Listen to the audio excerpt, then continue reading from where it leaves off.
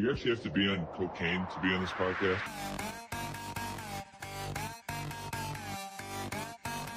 It's a great day to be a Wildcat!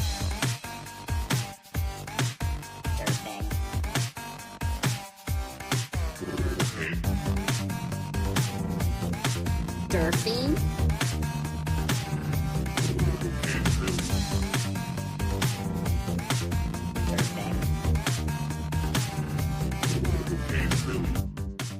What is up, everybody? You are listening to yet another edition of Cocaine Willie, the official K-State sports representative on the College Huddle.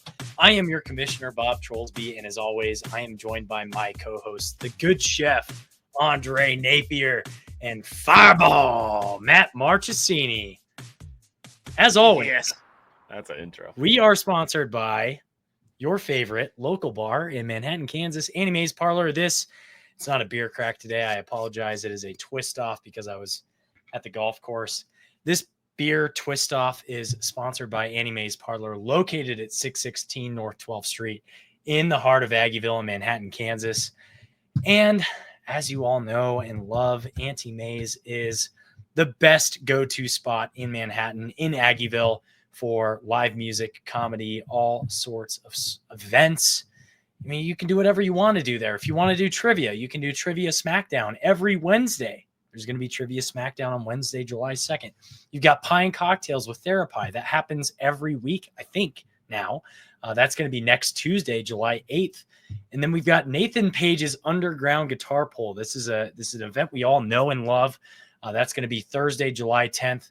Go to their website, auntiemays.com, to get a full list of their events. And if you're just looking to have a drink, get a cocktail, get a craft cocktail, draft beer, craft beer, whatever it might be, you can get it at Auntie Mae's. And again, they're located at 616 North 12th Street in the heart of Aggieville. And be sure to tell them Cocaine Willie sent you. Guys, we're just gonna talk ball tonight. We've got a list of random things. We didn't have a whole lot of time today to prep the pod, so apologies in advance for those who are listening to this. But if you know anything about Cocaine Willie, the episodes where we prepare the least tend to be some of the more fun episodes we have. So I can at least assure you of that. Matt's going to be doing a 55-man scramble tomorrow on the golf course. Do you want to tell us about that? Yeah, sure. Let's start off with this, I guess. So I don't know if anybody follows Random Golf Club on social media, but Not a sponsor. Maybe after tomorrow, who knows? But Eric Anders Long is a golf social media guy who started this whole deal. And anyway, if anybody has never watched anything from Random Golf Club, probably the best video you should watch is on YouTube. It's basically when he goes to these random golf courses across the world. And one of them is like the most northern golf course in the world is in like Norway. And you play it during the summertime and the sun never sets. So you can play it at 3 a.m. Anyway, but so they're doing a tour and it's a scramble, 9 holes with 55 people playing at the same time. Best ball. Too many. So tomorrow I'm playing best ball, 55 people here at a golf course near DFW airport. It's going to be interesting. I'll hopefully meet some people. You know, maybe there is a Metroplex listener on the pod who's joining the 55-man scramble tomorrow. You better be a 55-man scramble. If you're worth your salt, you've got to shoot like on 9 holes. That's got to be like a 26. So I think the best score out of, because this has been like different cities, is 14 under par. Yeah. Okay. So I'm like a after 9 holes. So that's like 14 under par. That makes sense. So that's a 22? Yeah. That's nuts. I mean, that's really, really good. But I mean, honestly, if you have 55 people, somebody's making an eagle on the par 5s every time. And you've got a birdie every hole. There's no choice. And you probably should have a couple holes in ones, to be honest. I know. Maybe I will get a hole in one tomorrow in front of 54 other people. It would be my third hole in one for What? everyone. Who's counting? Be number 3. I Wow. don't have a single one. That is all. That is I didn't very know that impressive. about you. I didn't know that either. That's tough. I got one at 18 years old, and then I got one 2 years ago. So 32. Wow. That is Yeah. sick. I'm not This gonna was lie, at was this at Peter Pan Putt Putt? No, Austin? not at all. No, it wasn't. Okay. Yeah. I mean, Out in that's Arizona. That's good golfing right there. But that would be fun, a 55-man scramble. How long is that going to take you? That's going to be a lot of golf. That's Yeah, going to be best a ball. long, Yeah, it's gonna be a long day, long night. long day. They've rented out that whole 9. Nobody's allowed to play it. Yeah, That's exactly. sweet. That's fun. So I'll provide an update tomorrow. Please do. Should Yeah. boost my handicap. On Bring the it down next to pod. bring it down to a 4. On the next pod. Yeah. She would take credit for that. Okay. All right. So we've got just kind of a bunch of random topics that we can talk about tonight. And I want to reserve some of the basketball discussion for the latter half of the pod because we've got a lot that we could talk about with the non-conference schedule and 2026 visitors and things like that. But Chef, the first thing that you kind of teed off for us this morning when we were chatting about things to chat about today was the Avery Johnson was at the Manning Passing Academy this past year. The last quarterback at K-State to go to the Manning Passing Academy is obviously Will Howard. He was there, 2 years ago before that 2023 season after he won the Big 12 championship in 22 and prior to leaving and winning a national title at Ohio State. But I guess what did you want to discuss with Avery related to the Manning Passing Academy? I mean, I just think it's an interesting step in your growth. I mean, just the list that's on there. Obviously, Arch is going to be there. That's a no-brainer. But Sawyer's usually you see like some rising juniors that are there, some rising seniors that are established and are basically getting some film out there because a lot of scouts are there for these academies, and it's good for the kids too. But I mean, mostly it's to get the growth for that upcoming season or getting ready for that NFL start. So Avery being amongst one of those, and we saw the steps he took from his little 4-game sample size plus a bowl game going into his sophomore year. I was wondering, is this the thing that puts him over the edge? Because we just did a podcast with our college huddle member where we talked at length about Avery, and we all gave kind of different answers on what Avery needs to do. And I feel like this is the stuff that prepares you for that next step. So I was wondering what you guys thought about, like, what can we see going into this next season with Avery now that he's, some say he's the best of the best. Some say he's cream of the crop. I put no stock into this event. It's great publicity. I think that's an important thing. I don't put a lot of stock into it. I think, yes, it can be an honor to be invited to an event like this with other high quality quarterbacks, but how much is Avery Johnson going to get out of something like this versus a spring practice? Probably not too terribly much. Other than building connections, obviously with good coaches. We saw the photo he took with John Gruden. Yep. But I don't put a lot of stock in like this completely improving his 2025 season at all, other than it's great publicity for the program. It's great publicity for Avery Johnson. And going from there. So it doesn't change my opinion as to how I think he's going to play this fall, but it's good to see him on social media. Well, I guess I just don't see any negatives in it. I don't see any negatives in it. I mean, it's not like, but you don't see any positives either. I don't. The only positive that I really see out of it is coming from, an outsider's perspective of what we see on social media. We're obviously not sitting in on all of this stuff. So I don't know what they do. Well, I'm imagining they're learning from, some Hall of Famer. Well, you could say John Gruden is, not necessarily a Hall of Famer, but he's been reinstated, so he is, yes. So Tampa Bay Buccaneers Hall of Famer. you're learning from some of the best, and Peyton Manning, obviously one of the greatest quarterbacks of all time. So you're learning from these, not necessarily techniques, but you're learning scheme fits and how to read a defense properly. So more eyes and more opinions into Avery's game, I think, can only be a good thing for me. And I mean, you just look at who's there. If it was just, for social media clicks, it wouldn't be the quarterbacks that you have there, in my opinion. I don't think they would waste the time of day when they could do their own thing on social media to go out to Thibodaux, Louisiana to throw around with Peyton Manning. Is that Tom Thibodeau's boy? I don't know. You've got, when you look at the list of quarterbacks, I guess I'll hone in on some of the Big 12 ones. You've got Rocco Becht, Avery, Sam Levitt from Arizona State, Sawyer Robertson, Baylor, and then Texas Tech, Baron Morton. I'm not seeing TCU. Josh Hoover's not on that list from what I'm seeing, but. Or are you just going to Big 12 guys? I mean, I was just going Big 12 guys, and okay. then if you go beyond that, though, you've got Cade Klubnik, you've got Arch Manning, you've got Lenoris Sellers from South Carolina, Blake Shapen, your guy, Chef, and Mississippi State.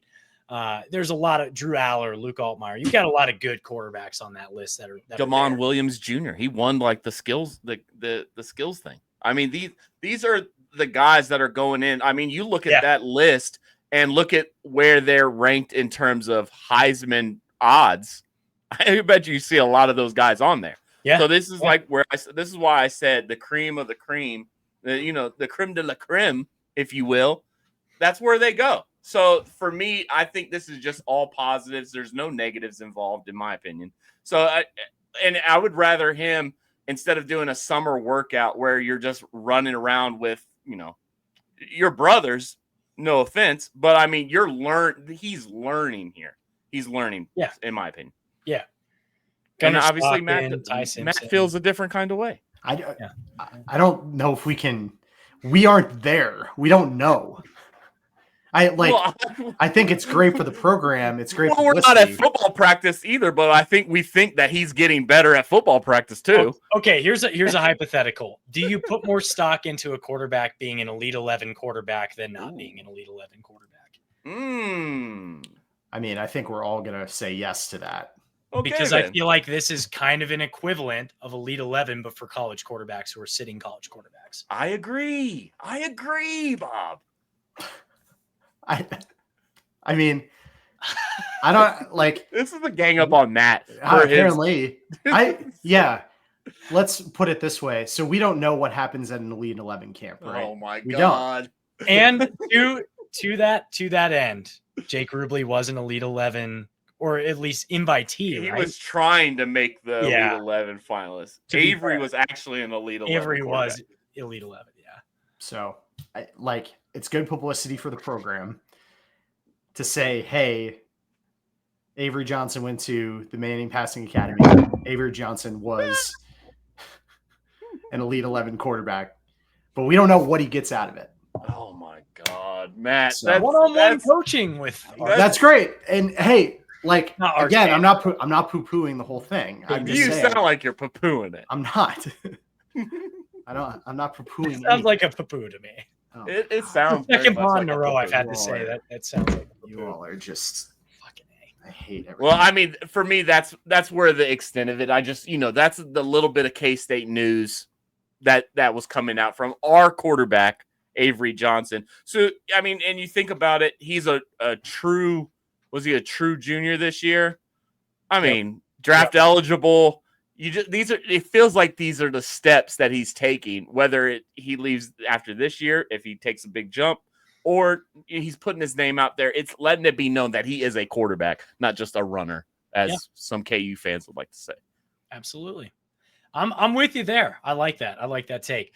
On the flip side of things, we had an announcement last week that was not so good for K-State with the Ian Premer commitment to Notre Dame. I was on the record saying he was going to be a cat because I know a lot of people in Great Bend who seem to think that he was going to be a cat. But he picks Notre Dame. It's not that he's not going to be a cat, at least yet. Doesn't matter until there's pen on paper on signing day. I will say that. But I guess I'm curious. That obviously was a bit of a gut punch for the program to not be able to get that commitment, especially as some of KU's momentum that they've had with the in-state guys specifically, but also understanding that the K-State or the Kansas class this year has not been the best compared to years past, with the exception of maybe an Ian Premer. But knowing that this was going to be a guy that was potentially going to be kind of your flagship, your Avery Johnson, your Lincoln Cure type of commitment, how does this change your perspective on the 2025 class overall? Well, I mean, to be honest, I have a lot of high hopes for this class. I've been on the record with, a couple podcasts talking about this class in general. And, it's not the most highly rated on paper towards, with the stars. People still need evaluated, but let's be honest. I mean, it's not the 5-star talent, the 4-star talent that we've come to know the last few classes. So missing out on a potential, number 2, number 3, number 1 kind of tight end in the entire class really hurts, and especially him being in state. But I will say that I think this class is more one of those filler classes because we've put a lot of stock into this roster in general. So you can't, with the way NIL is working and stuff, you can't, go out and splurge and try to bring in a bunch of guys that are going to get paid basically the same price as people on the roster, if not more. So it's hard to retain people when you don't have the money and you're trying to splurge it on high school talent. So losing Ian Premer sucks. I will say that. Let's not beat around it. But there's worse things that could have happened. Like the class in general was not off to a hot start. It picked up steam. It could not have picked up steam. We did have some recruiting wins. This one was an L. We all can admit that. But I think the class in general is in a fine place for what this team needs going forward. And I think one of the unfortunate things I think is as a lot of us do, we get our news from very reputable sources, 100%, for the most part. And, when you hear some of those sources saying some good things, it brings a lot of momentum into what is potentially going to be that decision that ends up happening. I think it hit hard for a lot of people because of that, because it looked like all, full steam ahead for K-State being the choice. And then from how it's perceived, it was switched up at the last minute, or, whether that's, I don't think that's necessarily the case. I think, I'll be interested if we ever hear more about this recruitment and the decision. Because if you look at it, Notre Dame makes a lot of sense. It really does. Especially for somebody who seems, like from an academics perspective, that's a great school. Number 2, it's also an excellent school from a tight end perspective. If you think about Michael Meyer, recently, as a guy who was a first-round pick, as a tight end. That's not downplaying K-State's recent history with leveraging tight ends, but a lot can be said about playing for a school like Notre Dame. I can understand that. So, a lot of it was very, we all got a lot of information that sounded positive for K-State, and when it flips in kind of this time frame, it makes it seem like, it's very bad, that we lose a recruit like this and whatnot. And you could say, yeah, it's bad that we lost the number 1 recruit in the state of Kansas, but I think this recruiting class, as evaluations come through in the fall, you're going to see a lot of these players ranked higher than they are right now. You're going to see a lot of recognition come into this class that's still, in the process of getting guys to sign. So it is what it is. I I would be a lot more disappointed if we didn't have a guy like Lincoln Cure who's going to come in and, as a freshman, and I think potentially have some meaningful snaps in the fall. A guy like that's going to be in the program hopefully for 3 years, developing the position. So I wish him the best of luck, at Notre Dame. And along those lines, like Matt was saying, let's be honest, it's a premium position to an extent. He's a tight end when we're coming off the heels, like Matt said, coming off the heels of arguably the best recruit on paper that K-State has ever seen at that same position. But if you go down the list of the tight end room as it stands currently, I mean, it's hard to, it's going to sound like sour grapes, but it's going to be hard pressed for me to feel like we've lost out on something so valuable. I mean, Lincoln Cure, obviously off top, true freshman. Will Ancio.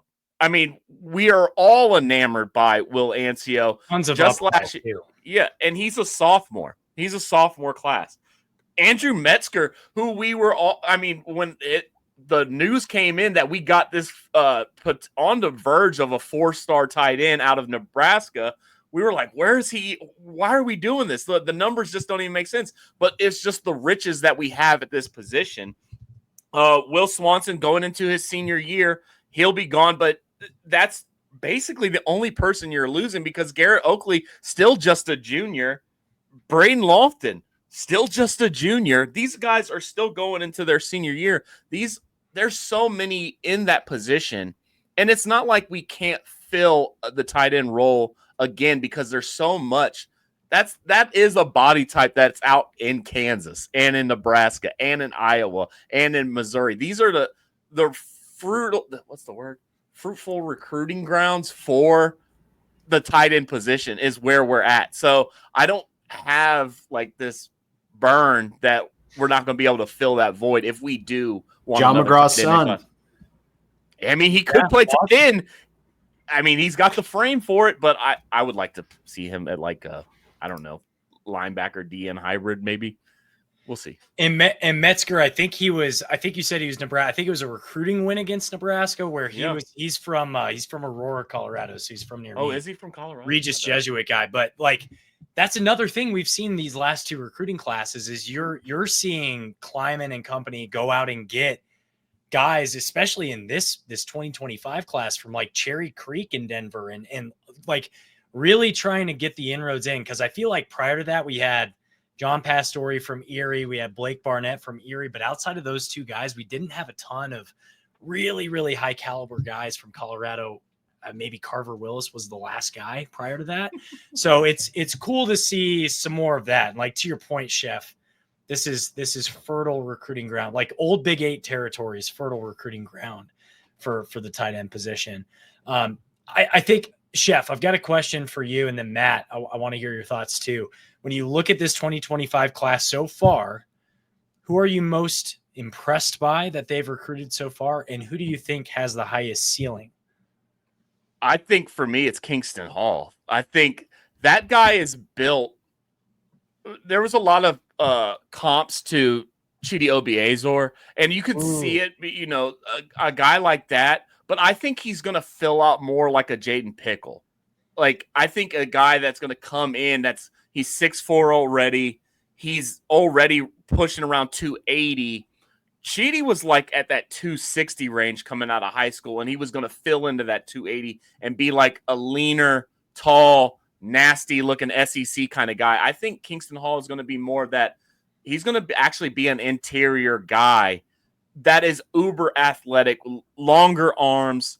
And I mean, if you look at his highlights, I mean, he's playing running back, 80-yard touchdown runs at 280 pounds in high school. I think he's going to immediately fill in right when he gets to K-State around that 315 range. Just long, nasty, ready built to be on the interior. So that's my high upside guy.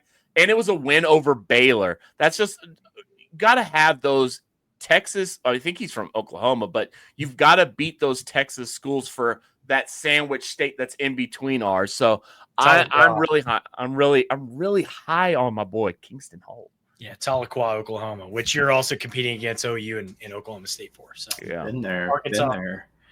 I mean, I think the guy. There's two guys I'm excited about. I mean, I think DJ Ackerson, who's the number one guy in the class right now, is going to be a really good player. Keegan Collins, 6'5", 6'6", 280 right now, out of Amarillo, Texas. I mean, that's a big guy, especially coming out of high school. Wonder how, after he gets here, how he's going to develop into a guy that, especially with that size, could be, a two-year starter, maybe a 3-year starter here. I'm also not going to sleep on the quarterback they got. let's talk about it. Yeah. I think he's going to be a really good recruit for us. The potential, to be a 4-star quarterback out of this class, especially as evaluations come in the fall. He plays at one of the top high schools in Austin. He's a proven winner. I like the highlights that I see from him. We think of Avery, we think of, what Blake Barnett could be here. But Dylan Duff, yeah. There's a log jam. There's a log jam. There are, right there are a lot of quarterbacks that you wonder how this is going to turn out, but I'm really excited about this kid from Austin, Miles Teodecki, I think is how you pronounce the last name. But, lefty guy, instantly people get turned off by a lefty quarterback. It's very funny. And you look at his highlights, and Aggieville Alley-Cats, he had posted a video of his highlights in reverse, looking like a right-handed quarterback. And I just thought it was very funny that you have to do that, but you look at it and he's very accurate with his throws. He has some to develop with, but I think you have a proven winner that you're getting in your 2026 quarterback class that will be very interesting to kind of see where the puzzle pieces for quarterback fall, because a lot of people are saying good things about Blake Barnett. And then you have Dylan Duff coming in this year, who everybody says, a lot of great things about. I just think it's very interesting how in these classes you have quarterbacks that a lot of positive things are being said, how that's going to develop and turn out, especially as Avery, hopefully Avery has a good year and potentially goes on to the draft, and then you kind of see what these other quarterbacks can do. So I was really, I was very interested to get a signing like him, and then just kind of understanding the Texas high school football scene.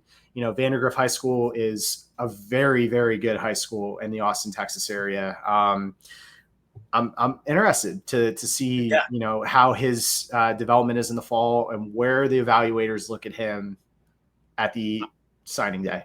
I'm not entirely I'm not hating. Trust me, I'm not hating. He's a cat, so I'm not going to hate on him. But I don't see any way that he starts more than 5 games as a K-State Wildcat. And I'm not knocking him that I don't want to see that. Like, if he makes the growth, that's great.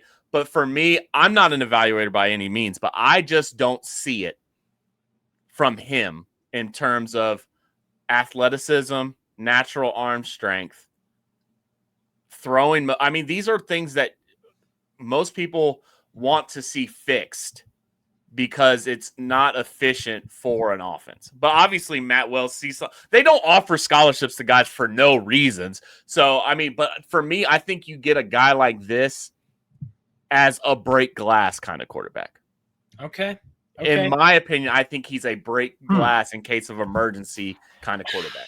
It's because I feel like I lean more Matt. Like when I think about some of the comps that we've had for Miles Teodecki so far, when I think about just how he's been described by K-State media, it almost is more reminiscent of like Matt Saracen from Friday Night Lights, where maybe he's a smart quarterback, but he doesn't have a ton of natural arm talent, but they're going to go out and win state anyway. And I don't know if that's because he's got the weapons around him, I think some of it. His team is actually not all that like talented that he plays with in high school, and he's going up against much more talented teams and winning. Correct. But the thing, I think he has that winner mentality, but I don't think at the next level that can get you so far. I think he is a great, excellent backup quarterback choice with development. I mean, ESPN has him recently, just bumped him up to a 4. Evaluators. Hey, who knows? Who knows? I know. 17th best quarterback in the nation that they're evaluating. Yeah. I mean, you could very, very likely be right. And you have to take. I mean, we all have no idea. I think something can be said to being a smart guy on a team that you can help will to wins just based off of smart play. I mean, he's not, his athleticism is not crazy, right? He's 6'2", like he's not super tall quarterback. He's not a guy who's running all over the place, but the highlights are intriguing because I think a lot can be said for accuracy, and a lot can be said for intelligence at that position. And whether he starts games for K-State or not is, will be an interesting question 2 or 3 years down the line. But if you look at the trajectory of where the quarterbacks are, he'll be coming behind Dylan Duff, who a lot of people are considering to be a really, really like Fournette. But this is the thing. Why I say that, because quarterbacks like him who want to play at the Power 4 level, I think there's something to be said for a guy that is willing to. Now, I don't know his mindset. I don't know what he's thinking.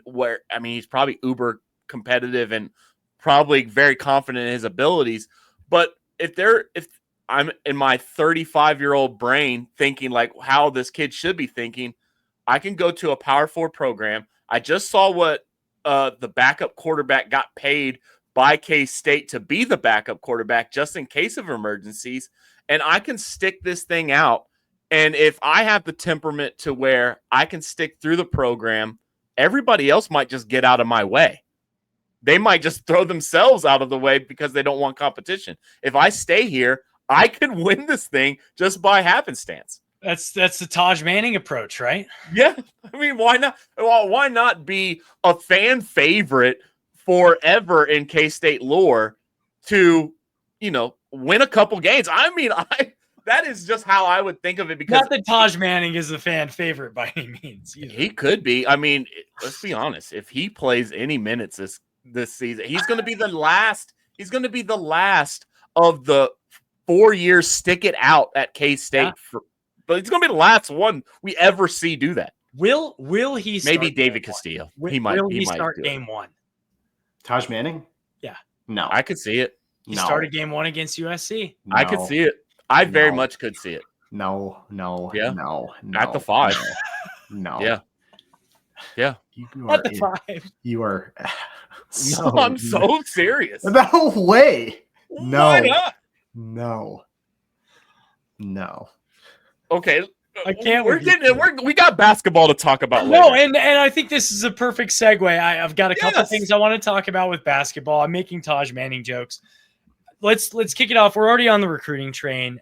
K-State's got 2 visitors that are incoming on the men's basketball side from the 2026 class. And as we all know, there's been a colorful history with the high school recruiting with this Jerome Tang coaching staff, where they've brought in like the number 1, number 2, number 3, number 4, number 5 guys for every recruiting class for the last 4 years, basically, and have batted 0 on all of them for the most part, with the exception of David Castillo. So you've got 2 visitors coming in this weekend. One of them, or I guess this week, at some point in the next 2 to 3 weeks, whatever it is. Mm-hmm. Kennedy Taylor's little brother, Ethan Taylor. He's the number 1 center in the 2026 class, which is intriguing. Is he reclassified? No. Okay. 26 class. Sure. I'm intrigued by it because of the center position. I think in general for the Tang, administration has been interesting. And then you got 5-star Jalen Montonati, which I may not be pronouncing that correctly, but he's from Oklahoma, Owasso, I think, if I remember right. Number one guy in the class. So you've got – here's my question. What are the odds we land 0, 1, or both guys? Hold on. Okay. For both guys, 0. Yeah. For both guys, 0. 1, I'd give 10% chance. And I almost put it on like Ethan Taylor. But we got on him late. That's the problem. We got on him late right here. But that's why I think we're more apt. I mean, number one, we're more apt to get 0. I don't 90%. Like our chance. I don't like our chances with either. I think it's a 99% chance we get 0. Yeah. I would say 90 because, I mean, Patrick Ngungbo was right there. We were right there, and then Duke came in and sniped us. Now, I don't know what the 5-star 5-star high schooler, well, they're both high schoolers, I guess. OU and Oklahoma State are both like on the predictometer higher than we are. So right. So for me, unless something comes of like out of nowhere, and I don't know what school that would be for him, but unless something like that happens, I feel like we're going to be in that recruitment. I'm not confident that we can win it, but I mean, I feel like we're in that more than just a 1% chance. Now, the Taylor kid, his sister being on the team, the women's basketball team, I should say, has a leg in there, but we just got in on him so late that it's discouraging because he wasn't the number 1 center in the class for a long time, and he just out of nowhere blew up to get this ranking, and then it feels like we're out of it already, so. I will say this. A lot of people are saying we got on him so late. Like, we don't know that.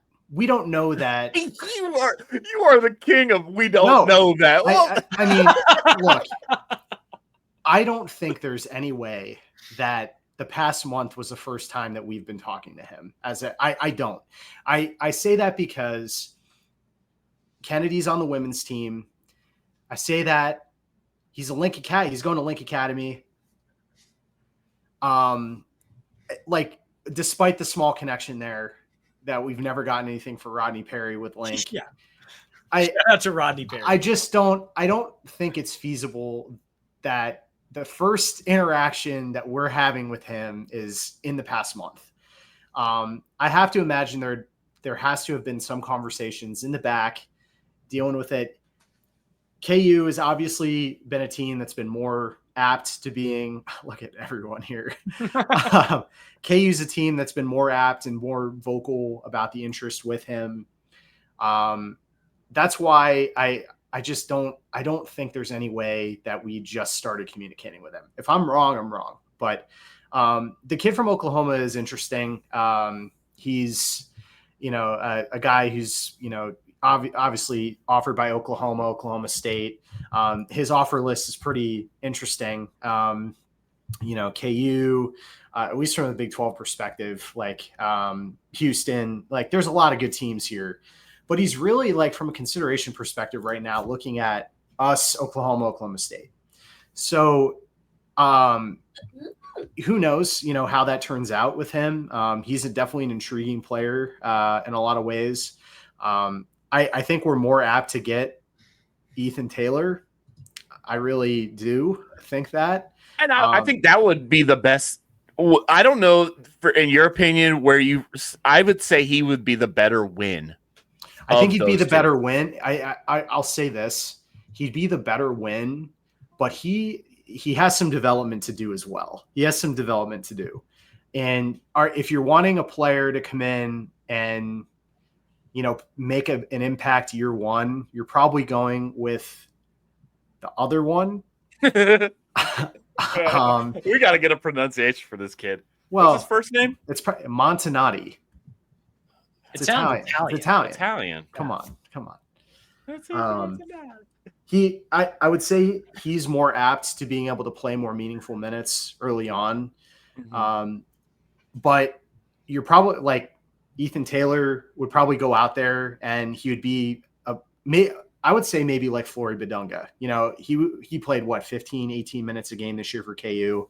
I think that would be a similar comp from a playing time perspective, that you would still need a big five, a big five. Yeah. But you have a guy who's, still growing into, his shape and whatnot, to develop. So for me, I think I'm in line with you in terms of where I would want and, expect them to start playing immediately. Now, the thing is, we've gone through this dance before, and seems very similar to the way Jerome Tang was recruiting prior to, the Houston model the comments and all of that. Are we expecting this are these like just an outlier of these two recruiting in high school, or is this what we're expecting more of? Because I don't know what the identity we're going for. Obviously, they're good players, but are we a developmental high school program? I mean, we brought in one Not anymore. but we brought in one this year. Was going to be two, but we ran one off. But we brought one in, so we'll see where he goes. But I don't know in terms of like what are they selling to these kids is basically what I'm getting to, because if what are they going to sell to these kids? Because we could sell the transfer portal. I think we've got a track record of that. But what can we sell these kids to make my number increase from 10% basically is what I'm trying to get to, because I don't know what they can sell to land these kids or kid to increase my number from 10%. But you can't sell the tournament because you made the tournament 3 times in the last 8 seasons. So I think a lot of it you can sell is the last year obviously had some struggles. They went in a different direction. This season they're changing to a direction where, I mean, yes, we only have one high school recruit, but you have 2 international recruits. That's true. That are considered freshmen, basically freshmen. Yeah. And it's a very similar mindset you're going to sell to 2026 seniors right now, is very similar to how you're selling it to international players. That's true. We have uncertainty in our positions here, and if you work your ass off and you're talented, there's playing time for you. And then from a developmental perspective, who knows what David Castillo is going to be this year. But if David Castillo shows a lot of off-season development in his role, improves from an offensive perspective. He looks good so far. I'll be honest. Physically he's always looked good, but like the pictures of him battling with PJ Haggerty, he looks like he's ready to go. We all know Chef loves seeing young men. I've got the vision. Look at his quadriceps. Look at his quads when he's running next to PJ Haggerty. Anyway, I think like if you look at some of the offers that we've made for 2026, they're offering guys who are 4 stars and up. Like, there is not a 3-star in this entire list. Now there's 1, now 2 from the 2 point guards. Everybody else is a 4-star. We know how competitive it is from a basketball perspective because we haven't hit on some of these high players. And I think a lot of it is going to come and continue with, what is the NIL situation going to be this year? That's going to be a completely different playing field now for basketball in the fall because of the revenue sharing piece of the puzzle. Yeah.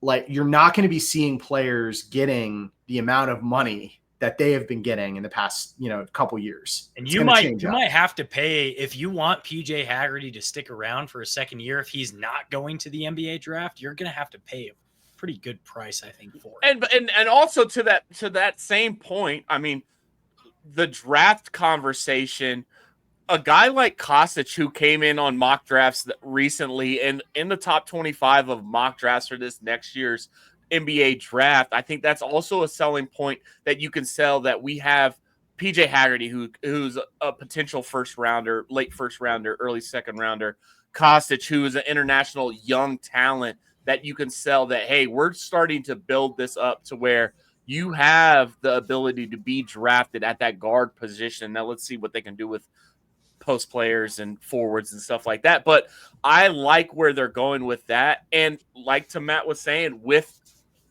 rev share and how it is, I think a freshman, now the transfer portal is a little different, but the freshmen are going to be making a little bit more money than I think they're making now, in my opinion. I don't know how much a 4-star freshman that's not going to see the floor is making, but I think dividing, football's probably going to get 12, 11 million of that pie, of that 20 million.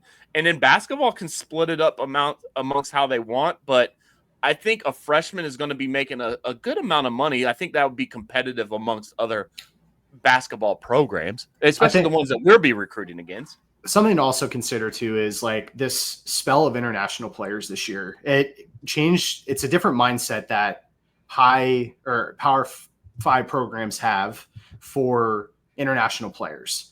I think a lot of, it seems like every program has figured out, hey, we need to bring in somebody who, overseas, has been playing against professionals, has experience. Last year for this though? I don't. No, I don't. With how much money they make over international compared to how much the rev share is going to, I don't think so. Bring down the pot a little bit. I don't think so. Okay. I think you're still going to see top players, still look to make a move from a collegiate perspective. It's a different lane from a recruiting perspective.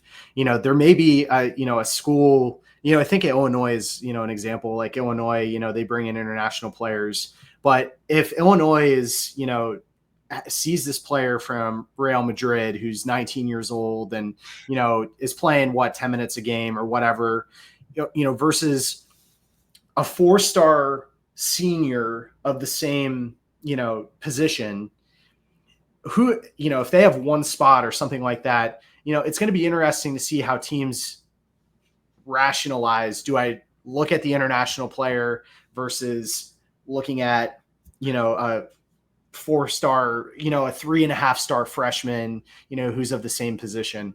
I just think it's opened up just a whole new world from a recruiting perspective. And it's very funny because a team like Gonzaga, you think of St. Mary's, you think of Arizona, they've been doing this for years. Like they've been doing this and they've been doing it well. I think St. Mary's has had an Australian player on their roster for the last 20 years. 100%. This will be the last thing I say about, the recruiting and stuff. And it's just not even really, it's just a statement, kind of a question. Good basketball players out of the high school ranks, it's not going to stop. The talent level at the high school level is still going. Obviously, there's more available to them with like overtime and G League and all that stuff.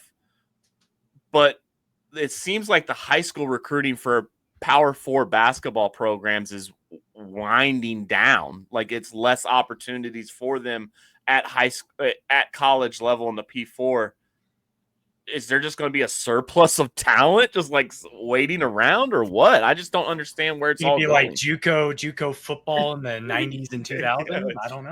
I think you're going to see more highly ranked players moving down the ranks in Power 6 conferences. Like you're going to see more players that are kind of pushing down towards, the K-States of the Big 12, or you think of like the Big 10, like, oh man.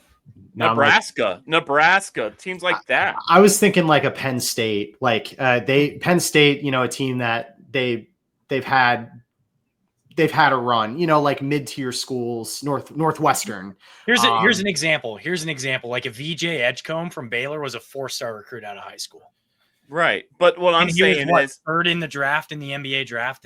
But what I'm saying is that like it seems, well, maybe just because I'm biased towards K-State and that's the news that I get, and we haven't really been recruiting high school players like that. But I feel like a lot of programs are like that. Like you don't see, if it used to be that there would be 3 or 4 high schoolers coming in every year, and you would do that over and over again, and you would just rotate through the program.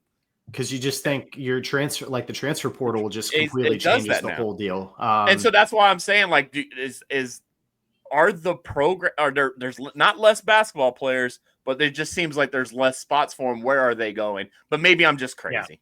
No, that makes sense. That makes sense. It's a whole different topic, and we could probably wax poetic about it for a lot longer.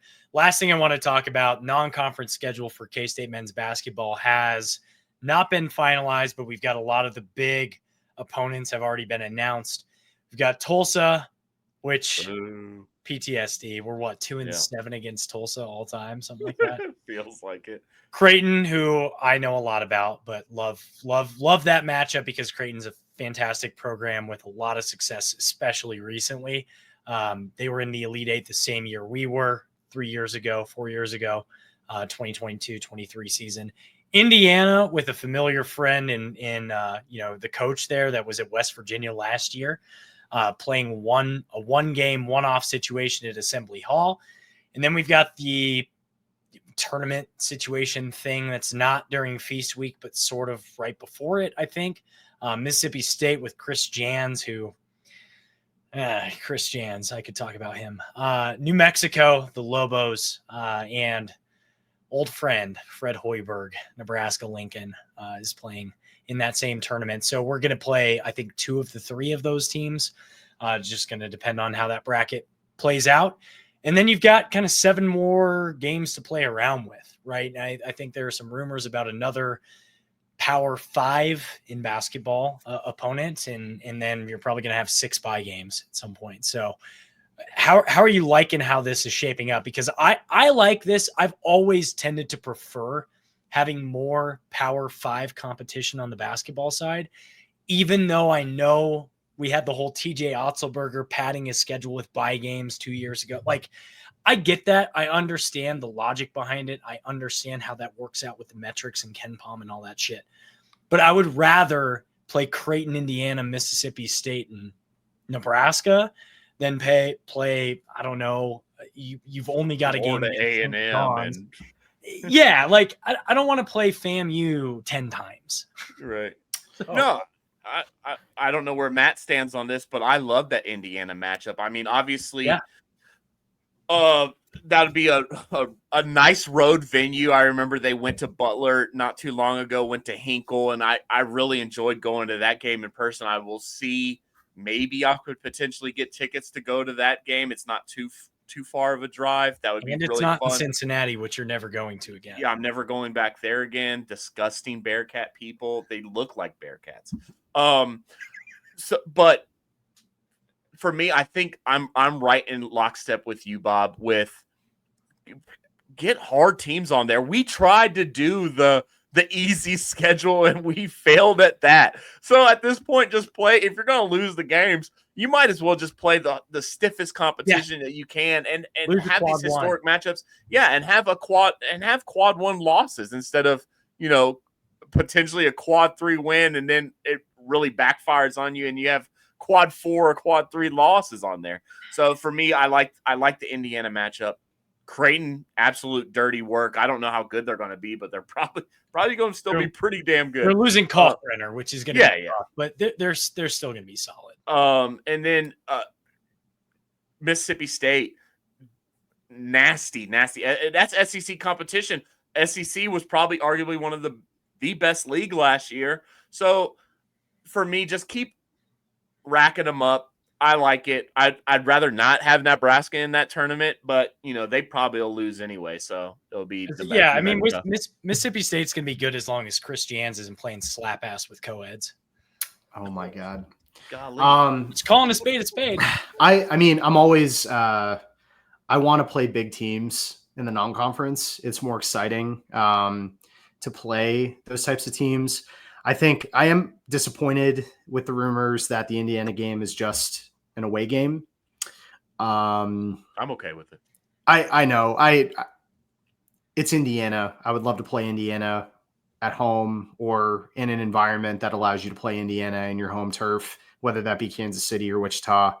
The rumor of Seton Hall coming to Manhattan is interesting. I was just looking at the net rankings for this past year. Seton Hall was 211, and teams that were better than Seton Hall were Longwood, Southeastern Louisiana, Northeastern Valparaiso, Indiana State, Rice, Maine. Which is interesting because that's last year they were the ones complaining about how come the Mountain West got more bids than the Big Seton East. Hall is not good. The former St. Pete's head coach. It's too, by the way, correct. It's basically a buy game. We're not paying for it, but that's. Don't say that. Oh my God, we're gonna get clipped. Yeah, we're going. I mean, look, out they're 211, like in the net. Yeah. They were 7-25 last year. You're playing a name like in the Big East, but they're not very good. I don't know what it's gonna be like this year for them, but there's a lot of teams that. Yeah, I just named that were better than them. The tournament in Kansas City is always fun. I think with Nebraska in it this year will be a very fun atmosphere for K-State fans to go to that. I like the Creighton game. I want to normalize regional rivalries in basketball. We should be normalizing playing these teams. Creighton, Iowa, Omaha. I mean, even getting up to like a Minnesota, Wisconsin, some of these teams that – are regional, easy travel days. We should be normalizing these types of teams, trying to set up, with these types of teams. It makes it fun as the fan. I know the Nebraska series, like losing in Manhattan, was not great, but those games were always fun. It's Nebraska. Wichita State is what it is, but that's that. I'm excited about the schedule just because I think the Indiana game will be a really nice test for this team. A part of me thinks he scheduled this Creighton game because he's seen some of what this team can be, and he thinks this team can compete on the road like that. Or maybe it's just they got to set up a game. But can I ask you guys? This isn't a conspiracy or anything, but maybe I'm delving into trying to figure out Jerome Tang's brain at the same time. But is it quieter this offseason? I mean, do you think that's intentional? I think it from is. Him. Which is interesting because I feel like this has been a fairly quiet program as far as media availability already. So it is interesting. It has been a lot quieter. It has. And that's why I'm saying, do you think that's on purpose? Because it reminds me of the first year. Yeah, it really does. It reminds me of his first year because he had the one big introduction, and then it was really just get to work. It was. And Keontae's news came out of nowhere, really quiet on that. You saw a little bit on social media, but it wasn't. It feels very similar to that, his first year, where I think he built so much in the first year from a social perspective with the university, like with success, but also he knew that he had to, once the season started, he was doing some things like, you're doing like the sofa thing and, he was going on campus. Was that the first year? Maybe it was the second year. I don't know. But that was the second year. He was trying to build a rapport with the university, but it wasn't necessarily like by saying all these things out in the open. It was like going and, being in person and doing this and doing that. And I like the fact that we're not hearing too much because it ultimately, when you hear a lot, you don't hear negative things. You always hear positive things. And that's what you roll your thoughts into I'm hearing all of these good things, hearing everything. And then you're disappointed. Then you're disappointed. So I appreciate kind of the cloak, this invisibility cloak. Some would say, this is the last thing I'll say on it. And the reason why I brought it up, because you could spin that the positive way, like Matt just did, but you could also spin it that he's, kind of taking a shot at, we're nobodies, but like other podcasts, other writers, other people in the media, that he's pushing himself away from that because of how much flack he took for just comments that he's making. He's just talking, and he's always kind of been the same guy. He's always talked that same way, but now he's getting a little more heat for just comments that he's saying, and now he's shut himself in. Let's see what happens. let's see what happens. That's going to do it for us today. Once again, shout out to Annie Mae's Parlor, located at 616 North 12th Street. Go to antimaze.com for a full list of their upcoming events. And we are the official K-State representative on the College Huddle. So check them out at College Huddle or thecollegehuddle.com. Last but not least, follow our show at Cocaine Willie on YouTube, TikTok, Twitter, Blue Sky, Twitter, Instagram, Blue Sky, Instagram. I'm just going to keep naming social media sites, or follow us individually. I'm at Bob Trollsby. Chef is at Chef Andre Napier, and Fireball Matt is at Matt Marchesini. Chef. Cocaine's a hell of a drug, baby. We are all Coke and no joke, Wildcat Country. Let's freaking ride. Let's ride. All right.